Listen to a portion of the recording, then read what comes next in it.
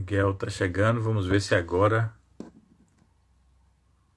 a gente consegue se aguardando Miguel chegar aqui, mas a conexão não está ainda se formando. Tá aguardando o Miguel Almir. Não sei o que é que a gente já desligou os aparelhos, já reiniciamos o próprio celular. Wesley, estamos aqui, Wesley. O Miguel está aí, mas a gente não está conseguindo. Já chamei ele. Ele já pediu para visualizar, eu já aceitei a visualização, mas não sei o que está acontecendo, ele não está entrando na live, né? Se alguém aí, boa, estamos aguardando aqui o professor, ele já solicitou, a gente está tendo um probleminha técnico, a gente não sabe o que tanto ele quanto eu, nós fazendo o procedimento, olha aí, ele saiu, vou pedir um pouquinho de paciência de você, essas coisas acontecem, né? Ele está. Vou solicitar novamente aqui, aguardando o Miguel Almir, se ele aceita. Pronto, agora entrou. Aí, Miguel, entrou. Que coisa boa. Tem que ter essa emoção inicial, né? Essa expectativa para a entrada do grande mago, Os espantamentos lá, ó, o alquimista, ó, seus feitiços, até que, pá, entrou na live. Que pois coisa é, boa. feitiçarias, hein? Falar em feitiçarias e feiticeiro, você que é o mago das palavras. Olha aí, Souza já está aqui, já está dando boa tarde, né? Tantas pessoas queridas que estão já lhe saudando. Freical, grande Miguel Almir, seu charme, olha aí. Conhece o Freical, né? Conheço Oh, dos tempos de Antônio muito. ó para isso, Freical. Denunciando aí sua idade. O Freical fica dizendo que é mais novo do que eu. Eu disse, Freical, você estava na época que Noé estava montando a arca e ele. Mas está tudo bem. Pessoal, boa tarde a todas, todos, né? Todos nessa tarde maravilhosa, recebendo aqui na live um privilégio, um luxo, viu? Receber a presença querida, muito amada de tanta gente, que é o professor Miguel Almir, que foi professor na UNEB, a professor agora na UFES, né? O professor Miguel Almir fez os seus estudos em filosofia e fez o seu doutorado em educação, mas também discutindo o campo de filosofia e educação. Não é? É um pensador, né? Não dá para classificá-lo, aliás, ele não gosta de classificações, eu não pretendo classificá-lo, porque ele é inclassificável por si só, né? Nas muitas andanças. É professor pleno da universidade, né? É coordenador do NIT, que é o Núcleo de Investigações Transdisciplinares, vinculado ao Departamento de Educação na Universidade Estadual de Feira de Santana, e é autor de vários livros, de vários projetos, de várias andanças, né? Por esse país afora, né? É o homem das muitas encruzilhadas e que vai abrindo caminhos, né? Nesses espaços todos. A sua tese de doutorado está aqui, ó, Os Sentidos da Sensibilidade, Sua Fruição no Fenômeno do Educar. Esse livro está na editora da UFBA, Universidade Federal da Bahia, né, a EDUFBA. Sua tese de doutorado, que é uma brilhante tese. Tem um livro que é fruto de pesquisa, eu estou citando aqui alguns livros que eu tenho em mãos, ele tem outros livros, isso é evidente, né? Sertania, Sabenças de uma Sagra Agridoce. Esse texto é um texto belíssimo, é fruto de uma pesquisa com outras pessoas, mas é um texto dele de muita riqueza, né? Que aí passeia não só aqui pela Bahia, mas também por Sergipe, Alagoas, tem outras paragens e paisagens que investiga exatamente a cultura, essa expressão cultura popular, né? Mas dos sertões, né? A sertania, os muitos caminhos dos sertões e a sua potência, né? Sua estética, sua ética, né? Com muita beleza, né? Um texto mais recente dele chama Trançado de Assombros. O professor Miguel Almir, que é um grande poeta, também um homem das artes, uma coisa belíssima. A gente pode até começar conversando sobre uma poesia que ele traz aqui, Incompletude, né? Uns arrepios me aturdem, me arremessam entre os flancos da franja turva do silêncio. Pelos rasgos de minhas sagas singram feixes de ventanias que me assombram e açoitam. Nas tramas do jogo movente, do trançado das precariedades, rabisco meus rascunhos borrados. A impermanência me perfaz, cruza os compassos ínfimos de minhas camadas movediças. Sou todo assim, quasemente, atravessado por dobras e fissuras, arco pleno de incompletudes. Dos sentidos do amor é a tese de pleno do professor Miguel Almir, né? O professor Miguel Almir é professor pleno da Universidade Estadual de Feira de Santana. Quem não sabe o que é professor pleno é aquele top de top de top, aquele, sabe, é o ponto do Everest na academia, numa universidade. Professor que tem muitos anos de academia, mas também de engajamento nesses campos todos. O professor Carlos Rodrigues Brandão, que é um nome, né, fascinante da educação nesse país, um grande pensador, vai dizer desse livro: o amor tem sentido, habitante não apenas de infinitas pessoas, mas de diversas e diferentes culturas. O amor tanto faz sentido quanto tem sentido. Na verdade, mesmo no interior de uma mesma comunidade humana e de suas culturas, o amor é plural. Ele é vivido e é pensado através de diversos sentimentos e de diferentes sentidos. Daí, dos sentidos do amor, o que se sente, o que se vive, o que se pensa. E o amor, assim, sentido e com sentidos e muitos sentidos, tecidos nas muitas possibilidades das relações, das interconexões do humano, né? E essa percepção maior que você traz na nossa conversa sobre eco-amor. É a sua tese de pleno. De onde vem esse seu desejo na sua trajetória de falar sobre o amor? Qual a importância de falar sobre o amor, ainda mais nesses tempos que estamos vivendo de tantas ambivalências, de tantos desafios? Boa tarde, professor, seja bem-vindo. Boas tardes para Jorge, para todas as pessoas queridas que estão nos acompanhando. Muita gratidão pelo convite, meu querido. Parabéns a você. Você se tornou um liveiro, né? O menestrel das lives, fazendo lives extraordinárias nesses períodos pandêmicos tão trágicos. Que precisa muito desse. Olha aí, o Wesley está falando aqui, ó, belíssima abertura. O Wesley está lhe saudando aí com um grande abraço. Abração. Não, saudando você também. Assim, uma gratidão imensa por esse momento, por essa possibilidade de compartilharmos sobre amor, sobre ecoamor, né? E, portanto, um prazer imenso estar contigo, estar com tantas pessoas de tantos rincões, para poder fazermos essa celebração, esse banquete eco-amoroso, tá? E dizer que, bom, minhas inquietudes sobre...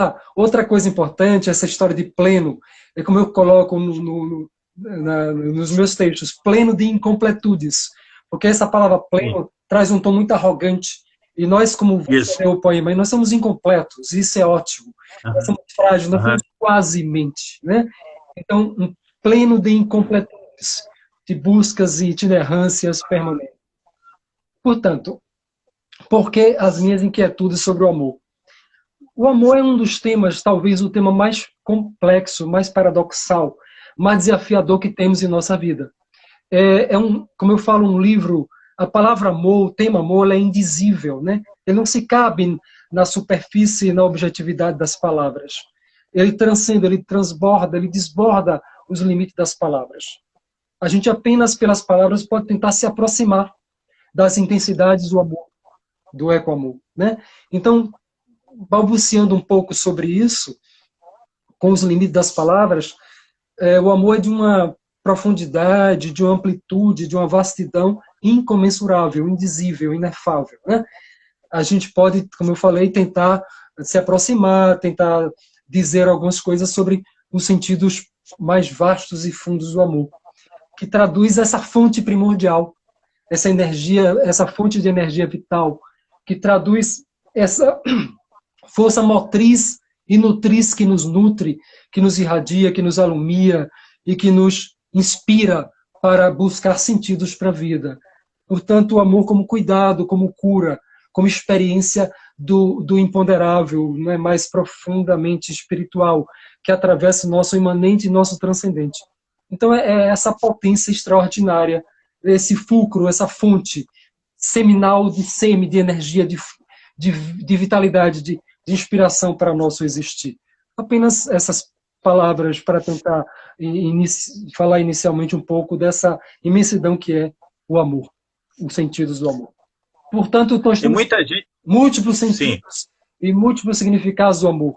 Não se cabe em um caminho só e uma via só. São sentidos múltiplos que podem traduzir um pouco a perspectiva do amor, dos amores.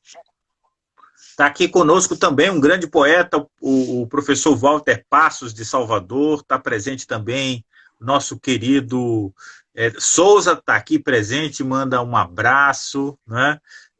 Souza, que é minha professora, é aí também da família de Miguel, querida, queridíssima, não é? Está também presente aí o nosso querido Wesley, muita gente boa, bonita, né? Homens e mulheres de todas as cores, sabores e disposição para a vida, né? Meu querido Miguel, nas manifestações que se espalharam pelo mundo, que um dos estopins e até emblemático para esse momento, né, que é com o assassinato do George Floyd nos Estados Unidos, e uma das frases que ele falava repetidamente enquanto policial, de forma covarde, apertava os joelhos sobre o pescoço dele, eu não consigo respirar, eu não consigo respirar.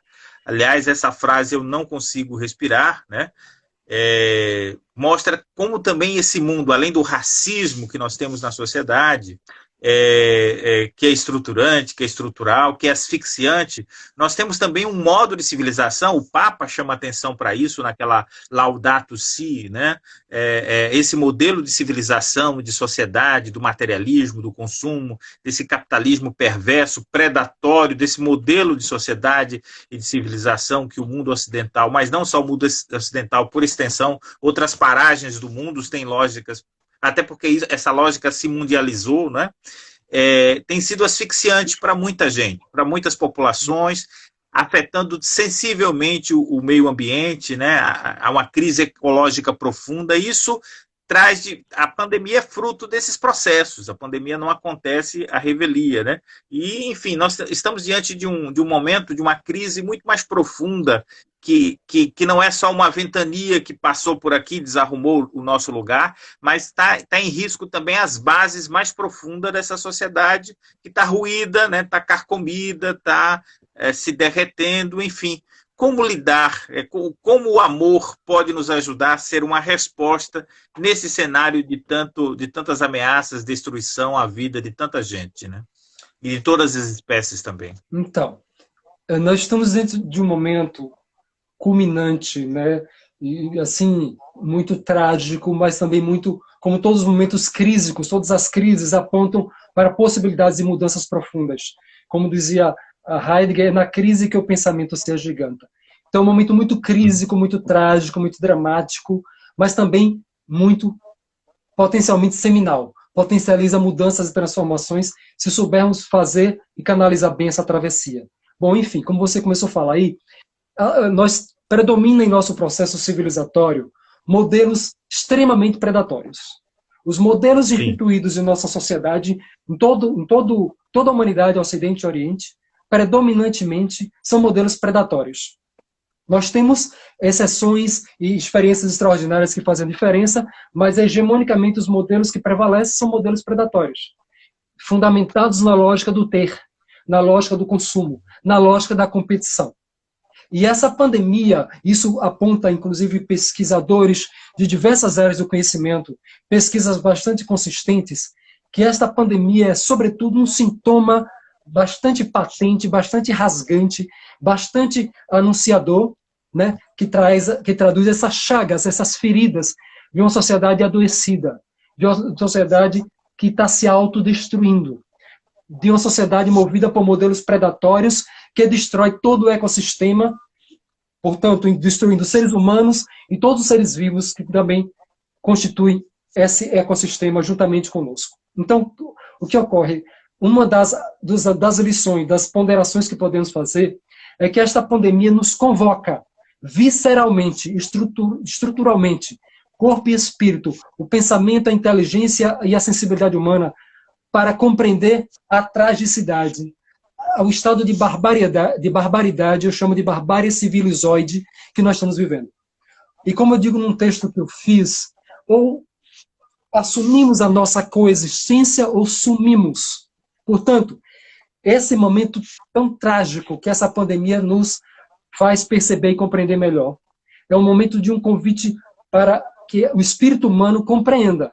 Se nós continuarmos com esses modelos que são predominantes, tão destruidores, tão barbarizantes, esses modelos inspirados, portanto, na lógica da competição, eles são autofágicos, a gente se destrói a si próprio a partir da lógica reinante desse modelo.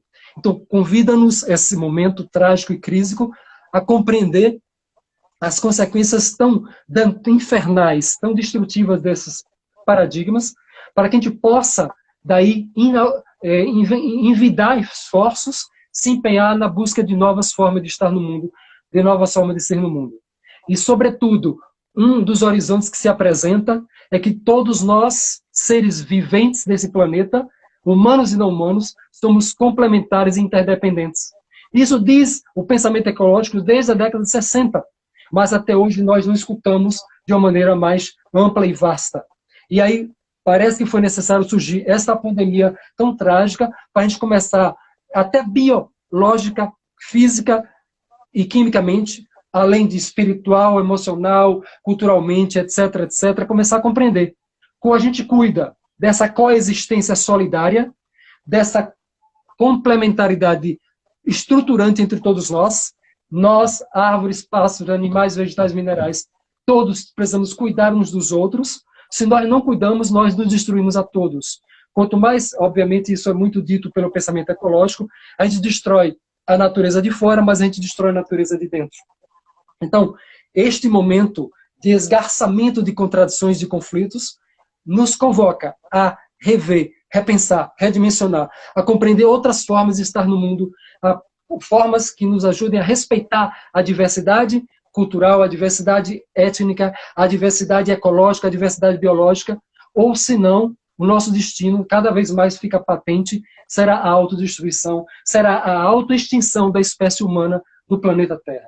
Portanto, é uma convocação a essa perspectiva do ecoamor, do amar a todos nós, seres humanos, solidariamente, amorosamente, mas, sobretudo, a todos os seres viventes, humanos e não humanos, na perspectiva da ética da coexistência, do respeito às diversidades, do copertencimento planetário. E muito nessa perspectiva de que todas essas chagas que a pandemia traz, que a gente pode estar aprendendo sensivelmente, inteligentemente, ecoamorosamente, para darmos os saltos qualitativos, para, quem sabe, podermos regenerar nossa relação com o ecossistema.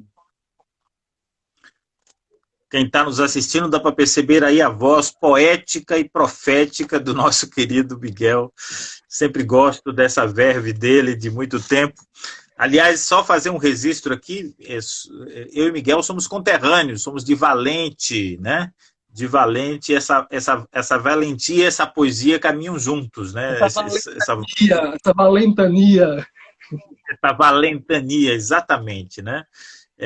Que vai trazendo, assim, afetando nossas vidas, muito potencializando cada vez mais elas nos encontros, né, nas partilhas que ele faz conosco. Eu lembro do Miguel desde a adolescência, né? Então, eu diria que algumas intuições que eu vou tendo na vida vem de algumas provocações que Miguel já fazia lá nos tempos do Mandacaru, lá nos tempos, né? Isso já faz alguns anos, não vamos aqui dizer quando. E de lá para cá, Miguel sempre é uma inspiração, não só para mim, mas para muita gente que está aqui, Miguel, lhe saudando, dizendo que coisa linda, né? Coisa linda, né? Valentes poéticos, é verdade. A poesia é beleza. Poliana está presente, Jabes, tem muita gente aqui. Olha aqui, vou dizer Souza, não, Poliana. Poliana está chamando Viva Valente, terra boa de pessoas com sensibilidade aflorada. Olha aí. Grande, grande. Muita gente boa nessa terra. Souza está aqui também. Tem muita gente querida lhe saudando, mandando um abraço. Miguel do Amor, olha aí. Márcio, Márcio, que é da Faculdade Católica, um amigo querido. Thelma, tem muita gente boa que está aqui nos ouvindo nesse instante. Miguel, você é um homem das andarilhagens também. Você anda passeando por muitos espaços, visitando muitas etnias, muitas culturas, não só aqui no Nordeste, e aí você é uma referência de pesquisa, né, para pensar filosofia estética e ética, dialogando com as sabenças, né, agridoces, como você diz, com os fazeres e os saberes e as experiências, a potência de nossa cultura, dos nossos povos, das comunidades tradicionais. Isso também na América Latina, em outras paragens, você vai colhendo e recolhendo essas experiências, essas percepções da sabedoria que vem desses povos. Há pouco se ouve muito falar da expressão, hoje em dia, Ubuntu, ou Ubuntu da África, né?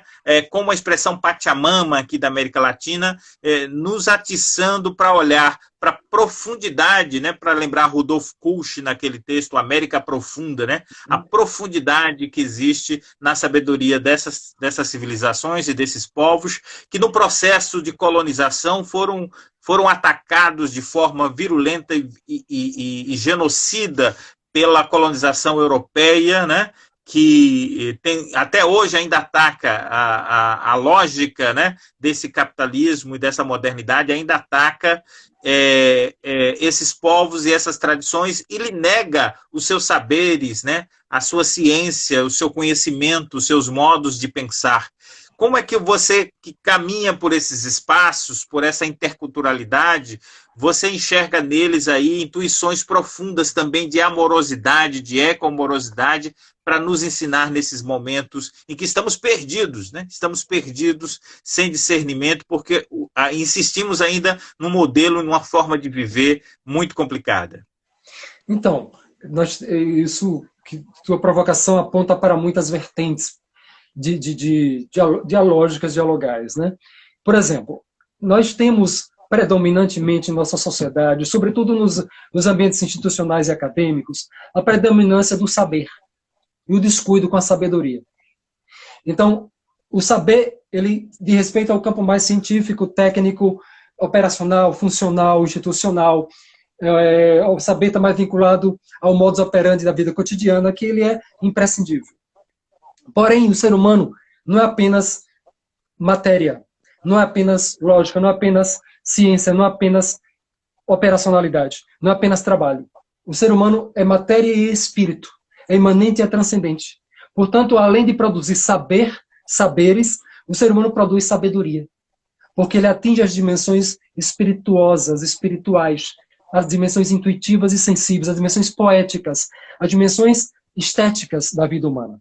Portanto, a gente carece de saber e de sabedoria, de pragmatismo, de imediatidade, de lógica, de operacionalidade, de ciência, mas carecemos também de poesia, de arte, de filosofia, de espiritualidade. E, portanto, a gente, sobretudo na academia, predomina de maneira muito forte a lógica do saber, os repertórios dos saberes. E ficamos muito distanciados do campo da sabedoria, do campo da sensibilidade, da afetividade, do campo da vivência, do campo da experiência, do campo da espiritualidade primordial e, sobretudo, nas fontes de sabedorias dos povos ancestrais, nós encontramos esses repertórios, nós encontramos esses tesouros.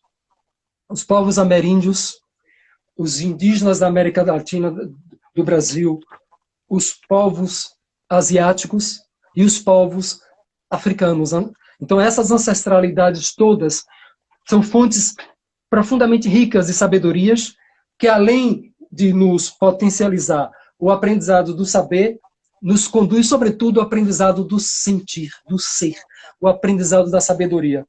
Apenas o saber nos dispõe, nos coloca no campo do ter. O campo da sabedoria atravessa o ter e ultrapassa porque busca o campo do ser, dos valores humanos primordiais. Então, portanto, a sabedoria inclui saber e vai além ao nos dispor para a busca da espiritualidade. Espiritualidade que está presente nas fontes ancestrais desses povos primordiais. Os povos ameríndios, os povos africanos, entre outros povos. Então, portanto, eu tenho uma relação muito visceral com esses povos ameríndios, com os povos da tradição africana, porque a gente aprende muito sabedorias com essa gente. Sabedorias traduz, portanto, em valores humanos que dão sentido às nossas vidas. Sabedoria, com esses povos, a gente aprende a ideia do Ubuntu que você coloca. Eu sou porque nós somos. Ou seja, a gente aprende a sabedoria da solidariedade, da ética da solidariedade, a sabedoria da compaixão, a sabedoria da honestidade, a sabedoria da liberdade humana, a sabedoria da equidade, da justiça, do bem comum, a sabedoria da simplicidade, da humildade. Então, essas fontes de valores, de repertórios, de tesouros primordiais que diferem de uma cultura para outra, mas que tem elementos comuns, núcleos comuns em todas essas sabedorias, traduzem, portanto, a busca do espírito humano, da espiritualidade humana, daquilo que é primordial para a nossa existência. Então, com essas pessoas simples, com esses povos simples, com essas ancestralidades primordiais, aprendemos os sentidos da vida. Aprendemos a nos amar uns aos outros, a nos ecoamar. Os povos ameríndios, por exemplo, nossos indígenas brasileiros e latino-americanos, com os quais estamos mais próximos, eles traduzem a todo momento a ideia do ecoamor, de amar a todos os seres viventes, de amar a natureza externa, as árvores, os pássaros, os animais, e ao fazer isso, amamos a nossa natureza interna, de maneira complementar e interdependente. Então, essas sabedorias primordiais desses povos são mananciais, repertórios fundamentais nesse momento presente para toda a humanidade, para aprendermos, portanto, a simplicidade e a profundidade da sabedoria do ecoamor, da ecoamorosidade. Na sua poesia, o amor em travessias, aqui nesse dos sentidos do amor que estamos conversando agora, você diz assim: o magnetismo do amor opera alquimia, transmutação. Os feixes de seus enigmas irradiam a alma e o coração, como constelação de arco-íris estampam beleza e encantação. O amor é o pasmo de uma criança, seu espanto inocente e formoso desborda os cachos da primavera, viceja o coração todo gracioso. Seu riso, tão doce que nem mel, se derrama em festa vadio e ditoso. Os horizontes do ecoamor urdem os laços de interligação entre todos os seres viventes, na sinergia da roda da religação, em que somos interdependentes nos desafios da ecofraternização, ou a ecofraternura, como você chama a atenção. E aí, a minha questão para você refletir conosco, né, o amor como esse lugar que nos constitui, ou seja, quando falamos do amor, não falamos somente de um sentimento, de uma vontade, de uma experiência pontual ou acidental na nossa existência. Você coloca o amor como constitutivo ontológico do humano, ou seja, como constituição do ser do humano, do ser sendo do humano com os outros seres, inclusive quando você chama a atenção para o ecoamor como cuidado com a coexistência entre seres. Poderia nos conversar um pouco sobre esse amor como parte constituinte do nosso ser? Então, dizem diversas sabedorias primordiais, dizem diversos pesquisadores, dizem nossas experiências rendadas no fuxico da vida cotidiana, que a gente vibra, pulsa, sente mais pulsão vital, elan vital, energia vital, sente mais vibração, digamos que felicidade, quando a gente se compartilha uns com os outros, quando a gente se abraça uns com os outros. Eu lembrei daquela música, o momento mais lindo da vida é dentro de um abraço. Então, assim, são momentos que arrepiam a gente, são momentos que encantam, são momentos que nos trazem êxtase. Então, numa perspectiva mística, o amor é esse espantamento, é esse estado de arrebatamento primordial, que nos torna seres imanentes e transcendentes. Então, as experiências mais profundas do amor nos torna seres uno. Nos unimos com todos os outros seres. Todo mundo deve ter alguma experiência, eu lembro de algumas que eu já tive, em que a gente se desprendeu, se despojou tanto, imbuído da força, do elan dessa energia amorosa, que a gente se tornou um com todos os seres do universo. Tipo, a gente se entrelaçar com o crepúsculo, com o pôr do sol, se entrelaçar com pessoas. Você leu aí um estrofe onde eu falava sobre o amor como a sensibilidade e a energia da criança. Então, o amor nos torna criança, nos torna despojados, desprendidos. O amor nos potencializa a condição de ser pessoas que dançam com a boniteza de uma pipa.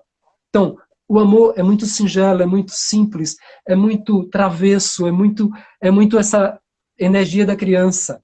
Então, assim, o amor é constitutivo por quê? Porque, de acordo com essas experiências todas que sedimentamos, os diálogos que tecemos vivencial e teoricamente com as pessoas, a gente percebe que somos destinados a nos interligar uns com os outros. O ódio é corrosivo, o ódio é destrutivo, isso a gente percebe em nosso dia a dia. Quando a gente está imbuído com a energia do ódio, a gente adoece, aparece uma série de sintomas e muitas doenças. A gente se fecha, fica carrancudo, feio. Aliás, essa expressão muito comum no senso comum, nossa, isso é muito feio, isso é muito bonito, isso é muito lindo, é muito intuitivo, o amor é muito bonito, o ódio é muito feio. Isso é muito da sabedoria dos sensos comuns, do senso comum. Então, o amor é belo e o ódio é feio. Por quê? Porque o ódio nos destrói uns aos outros. O ódio acende, o ódio realça em nós a nossa condição de ser bárbaro, de ser destrutivo, de ser algoz, de ser bruto, de ser monstro, de ser estúpido. E isso nos esgarça, nos destrói, nos esfacela, nos torna infelizes, nos torna desumanos, nos torna monstros. Enquanto que a energia do amor, nas suas mais diversas dimensões, ela nos torna humanos frágeis e fortes, nos torna crianças e adultos, nos torna seres bonitos, nos torna seres, portanto, compassivos, solidários, que abraçam, que riem, que brincam, que dançam, que compartilham, que celebram a vida. Então, energética, biológica, química, fisicamente, espiritualmente, psicologicamente, emocionalmente, racionalmente, o amor potencializa essa condição de nos tornarmos seres humanos, de humus, de terra, de vigor seminal, de energia vital, de, portanto, seres que, não nos nutrir do humus, nos tornamos seres viçosos, vigorosos, com potência de amar, de criar, de transformar, de compartilhar a vida, de dar sentido à vida uns com os outros. Portanto, ele é constitutivo. Ele nos torna humanos, demasiadamente humanos. Bonitos e feios, frágeis e fortes, e, portanto, brincantes, celebrantes, dançantes. Mas também tensivo, mas também trágico, mas também dramático, como ritos de iniciação que nos ajudam a se aprender, a se fortalecer, a se lapidar como seres humanos. Ah, que coisa bonita ouvir você, Miguel. Você já é na escrita, na fala e a sua própria vida, essa experiência amorosa que conecta muito generosamente, gratuitamente as pessoas e potencializa a vida das pessoas. Então, estamos conversando com alguém que é como que não só a transfiguração, mas eu diria a transubstanciação dessa experiência amorosa uns com os outros. Vocês são os exageros.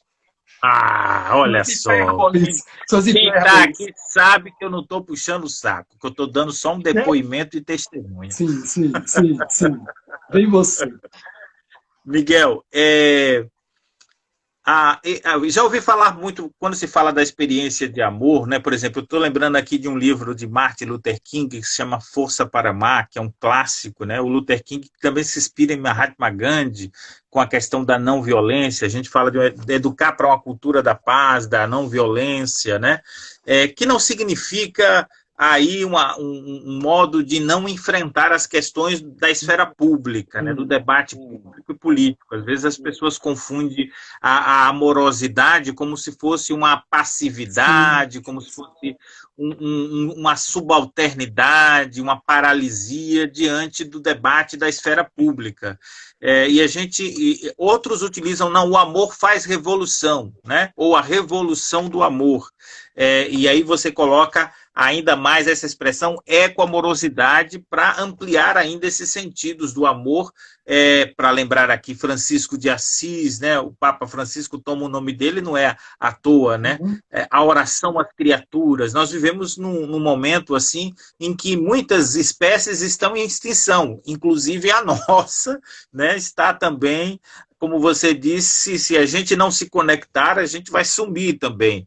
Como é que o amor pode operar no campo não só de uma estética de existência, mas também no campo de uma ética e uma política na esfera pública, no debate público, nas relações, nas movimentações, por exemplo, nesse momento que a gente precisa resistir a fascismo, a racismos, a formas totalitárias de poder que são diabólicas no sentido que divide, que destrói. Como é que o amor opera revoluções? Como é que você vê essa experiência, pensando isso nos coletivos e nas ações políticas?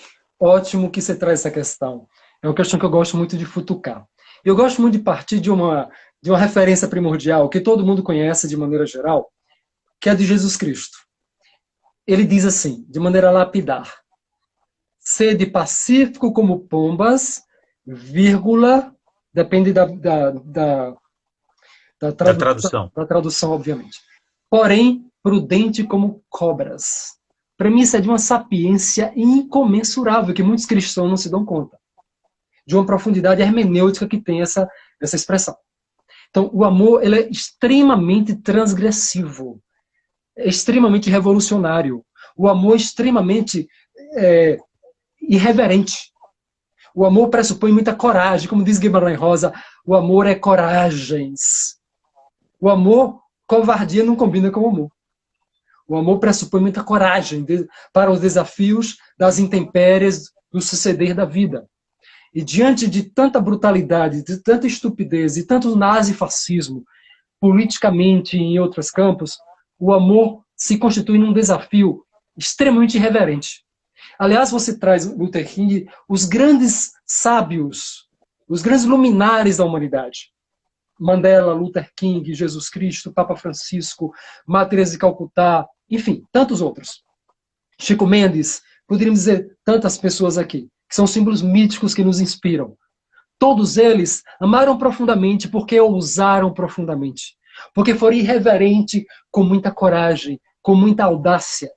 Então, aliás, essa frase do Jesus Cristo traduz muito bem isso, porque se confunde muito amor com uma postura, como você falava, extremamente apática, submissa, passiva. Amor não combina e nem rima com passividade, pelo contrário. O amor é extremamente proativo para afirmar a vida. A própria vida é movimento. Biologicamente, células morrem para outras nascerem, então é fluxo, é movimento, é tensão permanente. Então, amor implica em tensão permanente. Só que tensão não significa estresse nem doença. Tensão é movimento, é conflito. É como eu cito muito a analogia, a imagem do parto. É preciso que haja dor, conflito, tensão, para que haja o nascimento do novo. A mulher passa por momentos de muita tensão, muito conflito. Mesmo que faça cesariana, depois vai ter que ter dor para cicatrizar. Então, é uma metáfora muito sábia da natureza humana. Toda mudança profunda, todo nascimento da vida, a vida pressupõe tensão, conflito, desafio, dores, para que a gente possa se renovar, se fortalecer, se lapidar espiritualmente. Só que como a gente não é educado para isso, é educado para o conformismo, é educado para a servidão, para a subserviência, para as posturas mais passivistas, de maneira geral, a gente pensa que amar é se submeter. Aliás, se confunde muito humildade com passividade. Humildade é reconhecer nosso próprio limite, mas sem jamais se curvar às intempéries, às servidões, etc. Então, o amor, portanto, tem um cunho visceralmente irreverente, transgressivo e transformador. Então, o amor é, sobretudo, lutar pela dignidade humana, pelo bem comum, pela justiça social, pelos direitos humanos. A energia primordial do amor pressupõe, portanto, ele é agridoce, doçura e sal e açúcar, doce e salgado. O amor, como tudo na vida, constitui-se dessas múltiplas dimensões, do doce e do salgado. Ele é agridoce. Momentos que a gente é terno, portanto, mais compassivo, que a gente é mais carinhoso, afetuoso, etc, etc. Mas tem momentos que a gente precisa ser mais irreverente, mais indignado, diante da estupidez, diante do desrespeito, diante o fato que você trouxe aí, dos policiais que estupidamente estavam assassinando um negro, a gente precisa se indignar. E o amor, nesse momento, precisa ser irreverente, indignante, precisa propor mudanças e transformações profundas para que reine a dignidade humana, para que reine o bem comum, para que reine o respeito à diferença. Portanto, o amor é extremamente imprescindível para inspirar nossas lutas políticas, nossas lutas pelos direitos humanos, pelos direitos sociais. É impossível, eu lembro de uma das falas dos teólogos da libertação, paz é fruto da justiça. Não existe paz sem justiça. Então, a paz da subserviência, da submissão, do abuso, do cinismo, a paz da corrupção é a paz apodrecida, é a paz da hipocrisia, do cinismo, da sem-vergonhice, é a paz da barbárie e da estupidez humana.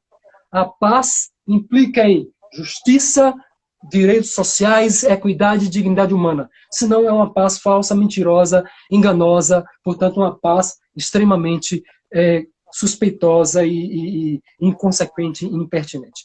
Amor pressupõe paz, tanto quanto justiça, tanto quanto humildade, tanto quanto liberdade, tanto quanto bem comum, tanto quanto dignidade e boniteza humana. Por isso que ele é tão complexo, tão precioso, tão difícil e tão desafiador. Com certeza, com certeza. Ainda citando aqui o seu poema, né, para trazer, né, mais ainda esse gosto e você conversar ainda mais, destilar para nós esse sabor, esses sabores, esses saberes. O amor traduz implicação entre a força e a fragilidade, se alterna entre dor e prazer, entre garbo e humildade. É como uma ponte que interliga a unidade com a multiplicidade. O amor é uma flor de aurora que faz a gente alvorecer. É como um raio de sol ardente que acende o facho de viver. É a mansidão da lua cheia que afaga todo o nosso ser. Amor se indigna com a injustiça, não tolera o abuso e a opressão, se arrepia com a indiferença, se rebela contra a submissão, com sua força transgressiva é menestral da emancipação. O amor é um menino maroto com suas travessuras saltitantes que rola em suas estripulias e vive intensamente um instante. É um cupido alado e fagueiro, uma metamorfose ambulante. O amor não rima com apego que tanto sufoca e escraviza, não se afina com o egoísmo que é mesquinha e paralisa, está bem longe da competição que embrutece e barbariza. Olha, para citar aqui uns belos versos desse poema, que está no livro aqui, dos Sentidos do Amor, e nos cordéis que o professor Miguel Almir também produz e generosamente distribui nas muitas formações que ele faz, nas muitas andanças, partilhas, enfim. Meu querido, há pouco você falava aí dessa... E aqui no poema também você chama a atenção para essa dimensão de uma sociedade que barbariza a própria vida, que brutaliza a própria vida, né? Há um certo eclipse, né, do amor na experiência humana, nessa sociedade, no modo como ela se constitui e se reproduz. Não é? Esses dias eu estava num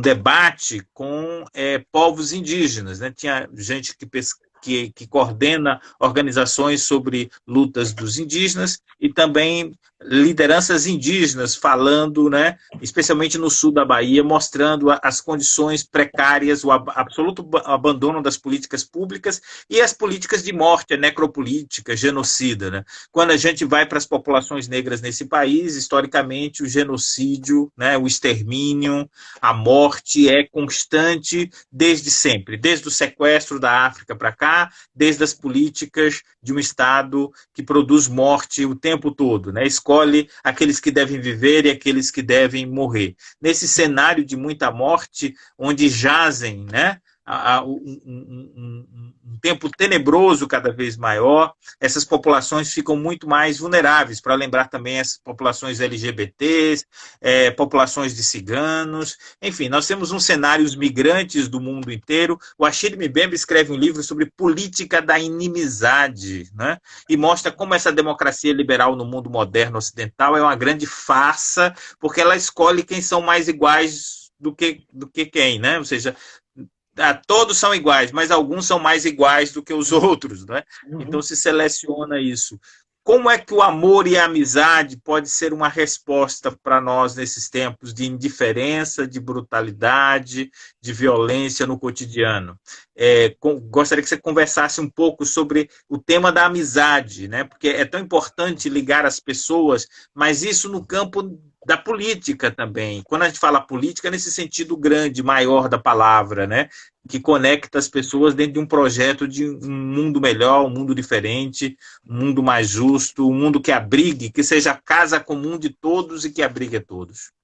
Então, eu queria só retomar aí uma das vertentes do amor que você leu num dos estrofes, que é o amor é metamorfose ambulante. Então, a gente precisa aprender que o amor é fluxo permanente. Né? O amor é mutação permanente. Tem uma fonte primordial, uma matriz, mas que se renova eternamente, como todos nós nos renovamos eternamente. Então, a gente tende muito a ficar em modelos fixos, sobretudo moralmente, institucionalmente, e projeta modelos fixos, enrijecidos, em formas fechadas. O amor é forma aberta. Portanto, demanda um espírito e um coração aberto para as metamorfoses permanentes do existir humano. E isso em todas as dimensões, do amor de amizade, do amor de namoro, do amor fraterno, do amor ecossistêmico, universal, ecoamor. Todas essas modalidades implicam o amor sexual em mudança permanente, em abertura permanente para as mutações.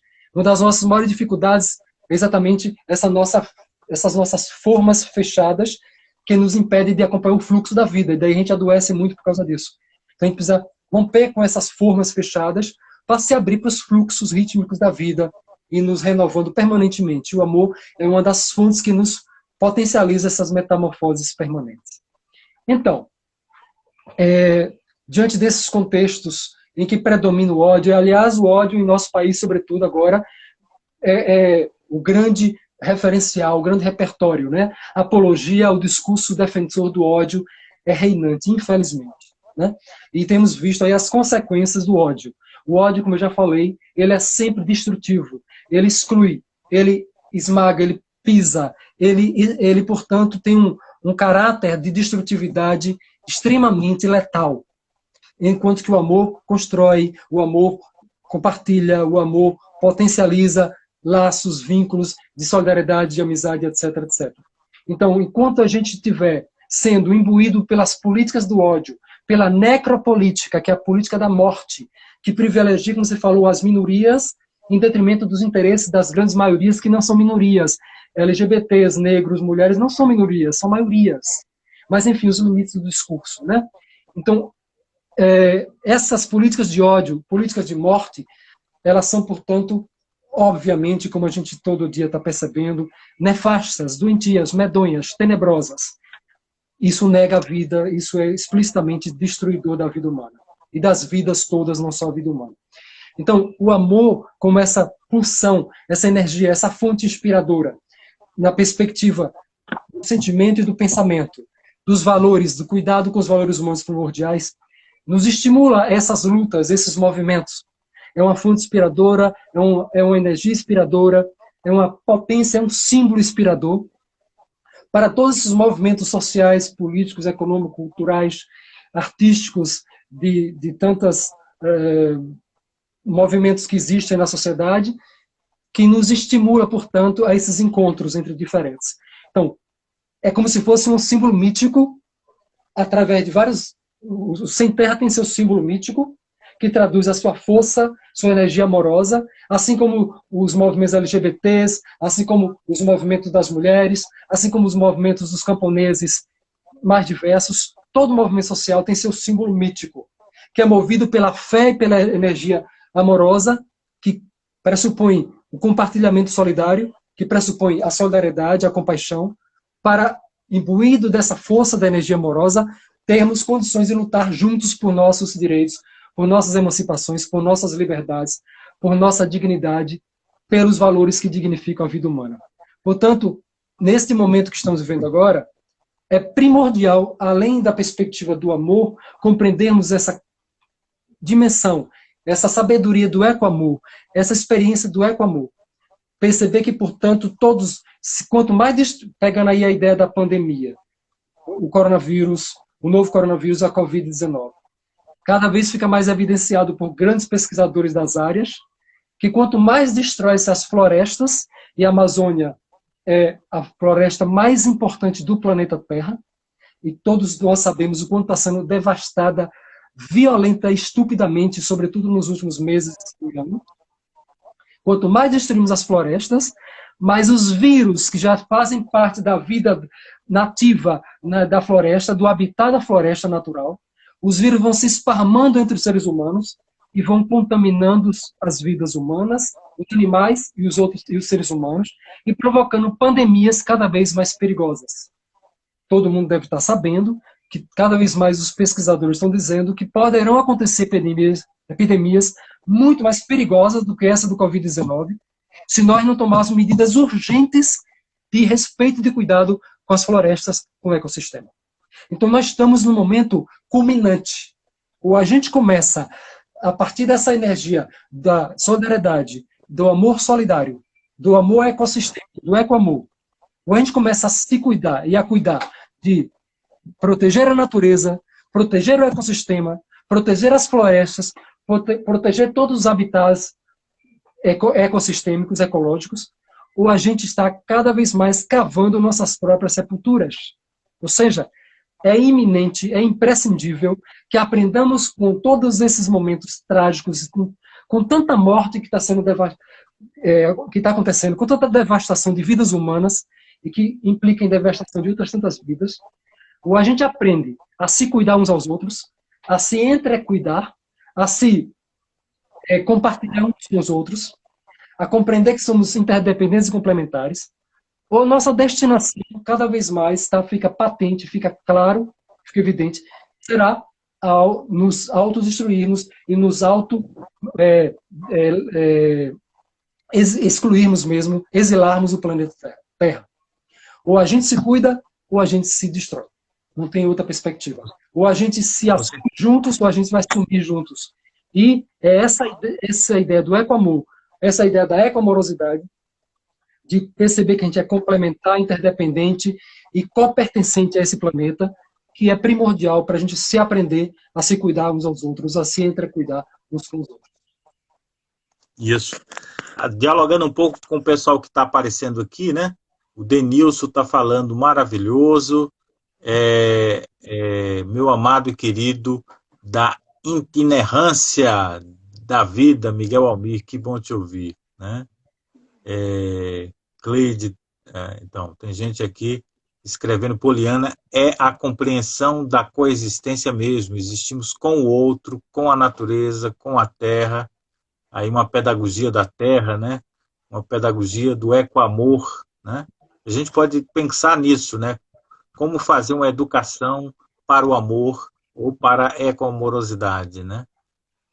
Mais alguém aqui, deixa eu ver, tentando interagir. E Carlos, maravilha de conversa, parabéns. É preciso amar as pessoas como se não houvesse amanhã, chama a atenção a Thelma, né? Deixa eu ver mais alguém. João Rocha está aqui também. Gilda Giovanni, bom ouvir a beleza de uma trajetória de amor. Grata, Miguel e Jorge, um abraço. João Rocha, abraço a todos e todas que estão aqui. O Marcos, né? Querido. Edu Alves. Poliana já vem chamando a atenção, né? Incrível, estava pensando nisso. Jesus deixou esse ensinamento, né? Em sua trajetória, nos mostrou a força do amor e o quanto esse sentimento nos transporta a um estado elevado de espírito, né? A professora chama atenção aqui para a professora Hélia, né? Chama atenção, esta imagem é linda demais, né? Miguel Saudades. Quem mais aqui? O amor potencializa e dá sentido à vida. Dizendo aí de novo suas palavras. Márcio lembra, o ódio é nadificador. Existe algum sentido no caos, mas o ódio leva para o nada, para a destruição. Aquilo que Miguel já chamou a atenção aqui sobre essa destruição em que caminhamos a passos largos na nossa sociedade, né? A Sueli chama a atenção para o lindo poema que acabamos de ler. Rúbia, pensou-se que com a pandemia o amor prevalecesse, mas nota-se que o ódio sobressaiu. A Cris chama-se um dia gostaria de um papo cara a cara com Miguel, acredito que seria incrível. Olha aí, Miguel, coisa bonita. Vamos prosear.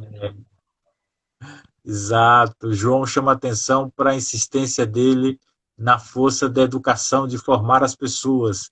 É a compreensão da coexistência mesmo. Deixa aí mais um pouquinho. O Carlos, Thelma. Deixa eu chamar aqui mais alguém para fazer o registro aqui. Agradecer a todos e todas. Me desculpe aí se eu não conseguir ler de todo mundo, mas sei que as reações aqui têm sido muito positivas e muito gratas pelas intuições e as observações que o Miguel nos traz para conversar, né? Miguel, a gente está caminhando para o final da live e aí queria ouvir suas palavras que você poderia nos deixar ainda mais, além dessas todas que você, esse turbilhão, né? Essa ventania, e aqui eu quero ler uns 2 versos, né?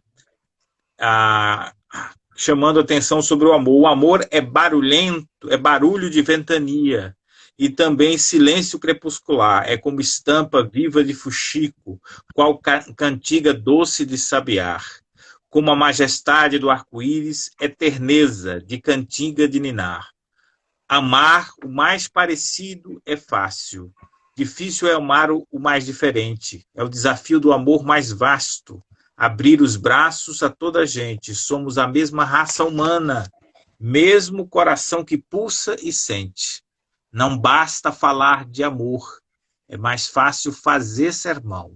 Há muita pregação cebosa sem o vigor do pé no chão. O amor só tem mesmo sentido na concretude de uma ação e também das opções que fazemos, né, de compromisso, de engajamento na vida. As centelhas do amoroso nos estrelam na constelação, encanteiam nossos compassos, resplandece nosso pendão como seu estandarte alumioso. Tocamos a vida em celebração. O amor é um ser andarilho, como um nômade itinerante pelos desertos e florestas, nas proezas de cada instante, a tempestade e a bonância, saga de aventura constante. Então, o amor que muda a paisagem, que transforma desertos em jardim, o império do ódio e do medo, o amor transforma no império da hospitalidade, da compaixão, do acolhimento, da vitalidade, para ajudar a florescer a vida de todos ao nosso redor. Queria que você desse aí as suas palavras, refletindo ainda mais conosco, como chamou a atenção há pouco, né? Parece que o amor está em falta, né? Parece que as pessoas estão cada vez mais ensimesmadas e indiferentes ao outro, ou desenvolvendo e destilando ódio. O amor nos ajuda a construir essa experiência. As pessoas falam de um novo normal, de uma nova normalidade, de querer a vida voltar ao normal. Mas encerre com suas palavras muito brevemente, você só tem 20 segundos. Ah, é? Então não tem A muito. gente vai encerrar a live e agradeço a todos aí. Então, uma gratidão imensa a ti, a todas as pessoas queridas que acompanharam e que a gente esteja cada vez mais compartilhando essas potências sinergéticas da ecoamorosidade. São desafios difíceis.